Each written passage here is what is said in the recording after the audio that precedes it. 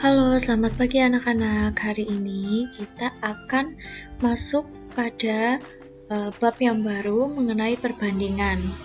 Nah, untuk bagian yang pertama ini, pertemuan pertama pada perbandingan ini, kita akan mempelajari tentang perbandingan dua besaran. Nah, perbandingan dua besaran dibagi menjadi dua.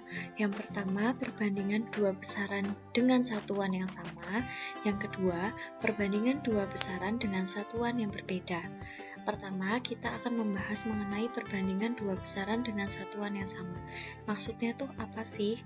Nah, perbandingan dua besaran dengan satuan yang sama itu misalnya dalam soal itu satuannya adalah siswa. Nah, yang dibandingkan adalah siswa dengan siswa dengan siswa. Nah, kalau misalkan satuannya adalah satuan jarak, yang dibandingkan adalah misalkan kilometer dengan kilometer atau kilometer dengan meter, itu kan semuanya satuan jarak. Jadi, jika satuannya sama, kalau misalkan satuannya siswa ya siswa semua, kalau satuan jarak semua, kalau satuan berat semua, dan sebagainya. Nah, contoh yang pertama. Siswa di SMP Sukamaju diminta untuk memilih membaca berita melalui media online atau media cetak. Dari 150 siswa, 100 siswa memilih media online dan 50 siswa memilih media cetak. Bagaimana cara kalian membandingkan pilihan siswa membaca melalui online atau media cetak? Nah, berikut ini beberapa jawaban dari pertanyaan di atas. Yang pertama, 1/3 dari siswa SMP Sukamaju yang mengikuti survei memilih media cetak untuk membaca berita. Nah, bagaimana sih maksudnya? Maksudnya itu bagaimana? Artinya adalah ketika kita bandingkan siswa yang memilih media cetak dibandingkan dengan keseluruhan siswa di SMP Sukamaju, itu hasilnya akan 1/3. Mengapa demikian? Nah, jika kita lihat, siswa yang memilih media cetak itu adalah 50 siswa. Sedangkan keseluruhan siswa adalah 150. Jadi, 50 banding 150 atau 50/150. Nah, karena 50 dan 150 ini sama-sama bisa dibagi dengan 50, maka keduanya kita bagi dengan 50. 50 dibagi 50 sama dengan 1, 150 dibagi 50 sama dengan 3. Maka hasilnya adalah 1/3 siswa SMP Sukamaju yang mengikuti survei memilih media cetak. Yang kedua, rasio banyak siswa yang memilih media online terhadap media cetak adalah 2/1. Ini membacanya adalah 2/1. Nah, rasio adalah kata lain dari perbandingan. Nah, maksudnya bagaimana? Di sini kan dikatakan bahwa siswa yang memilih media online terhadap media cetak. Berarti media online dibanding dengan media cetak. Nah, coba lihat penjabarannya. Siswa yang memilih media online dibanding siswa yang memilih media cetak. Yang memilih media online ada 100 siswa. Yang memilih media cetak ada 50 siswa. Maka keduanya bisa dibagi dengan 50. 100 dibagi 50 sama dengan 2. 50 dibagi 50 sama dengan 1. Maka perbandingannya adalah 2/1. Nah, untuk menentukan perbandingan kita harus membuat perbandingan ini menjadi yang paling sederhana, sehingga kedua bilangan ini tidak bisa dibagi lagi. Gitu ya.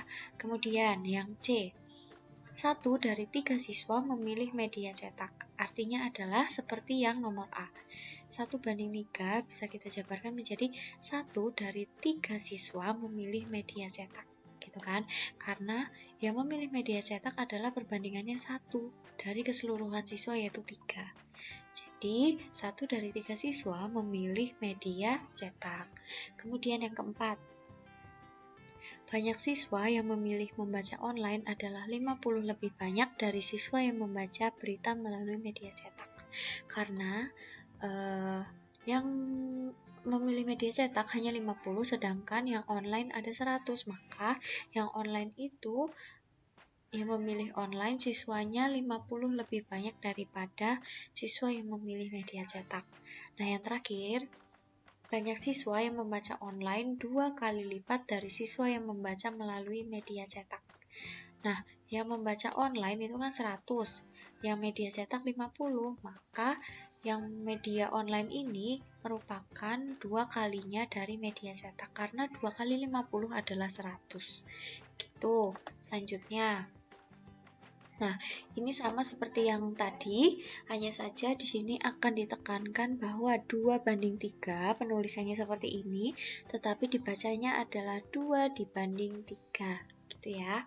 Jadi, rasio atau perbandingan 2/3 menyatakan bahwa 2 dari setiap 3 siswa yang diwawancarai lebih memilih membaca berita melalui media online, gitu ya. Selanjutnya, contoh yang berikutnya, yaitu Ita dan Doni adalah teman sekelas. Rumah Ita berjarak sekitar 500 meter dari sekolah. Rumah Doni berjarak sekitar 1,5 km dari sekolah. Berapakah perbandingan jarak rumah Ita dan Doni dari sekolah? Nah, pertama, karena di sini satuannya yang 1 km yang 1 meter, maka kita harus samakan dulu. Kita ubah menjadi meter semua. 1 km sama dengan 1000 meter, maka 1,5 km sama dengan 1,5 dikali 1000. Hasilnya adalah 1500 meter. Kemudian kita bandingkan jarak rumah Ita terhadap jarak rumah Doni dari sekolah. Jarak rumah Ita adalah 500 meter. Jarak rumah Doni adalah 1500, maka 500 banding 1500, jika kita sederhanakan, kita bagi dengan 500, maka menjadi 1:3, atau penulisannya bisa 1/3. Nah, kalau misalkan di sini kan perbandingan jarak rumah Ita terhadap rumah Doni. Kalau dibalik, perbandingan jarak rumah Doni terhadap rumah Ita, maka rumah Doni dibanding rumah Ita jaraknya adalah 1500 dibanding 500. Maka hasilnya adalah 3:1 atau 3/1. Gitu ya, jangan sampai terbalik. Nah, kemudian perbandingan dua besaran dengan satuan yang berbeda. Contohnya adalah Agung bersepeda di lintasan yang berbeda. Terkadang melintasi jalan yang naik, terkadang melintasi jalan yang menurun.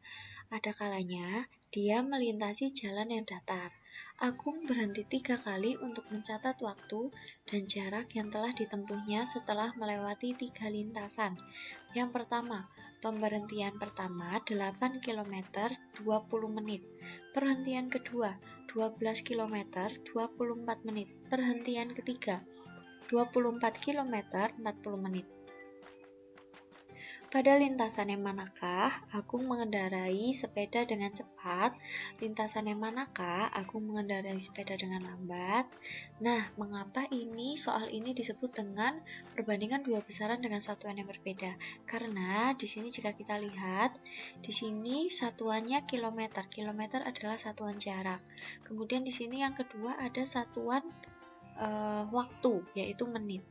Jadi itu kan merupakan satuan yang berbeda, yang satu jarak, yang satu satuan waktu. Nah, kemudian kita diminta untuk melihat kecepatannya. Maka yang pertama kita lakukan adalah kita harus menentukan kecepatan rata-rata Agung pada setiap lintasan. Misalkan pada lintasan pertama Agung menempuh 8 km dalam waktu 20 menit. Berarti Agung mengendarai sepeda dengan kecepatan itu kan jarak dibagi waktu. Maka 8 dibagi 20 sama dengan 2/5 sama dengan 4/10 km per menit. Nah, di sini kita ubah menjadi 4/10 supaya nanti di ketiga lintasan ini penyebutnya itu sama, supaya kita dalam membandingkan itu lebih mudah gitu ya. Jadi penyebutnya harus disamakan.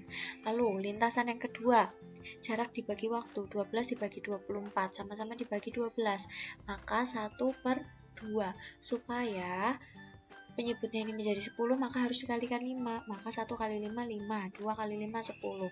Jadi, lintasan yang kedua kecepatannya adalah 5/10 km per menit. Kenapa satuannya kilometer per menit? Karena kita membagi antara jarak dan waktu.